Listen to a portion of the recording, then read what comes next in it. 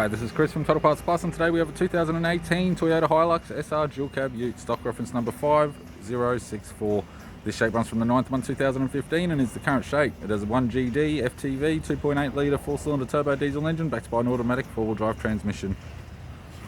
1GD 2.8 litre 4-cylinder turbo diesel engine. We have the left front 17-inch steel rim with a good tyre, left power door mirror. Left front door has 3 small dents, left rear door has 1 small dent, left rear 17-inch steel rim with a good tyre.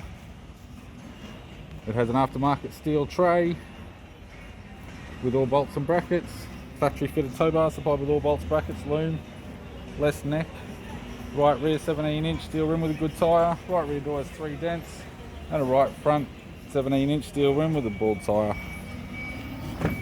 We have the driver's side door trim, power window master switch. This vehicle is fitted with black cloth interior.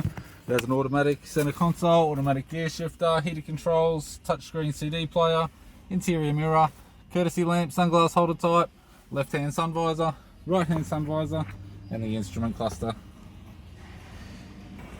I'm Chris from Toyota Parts Plus, and I'd like to thank you for watching this video.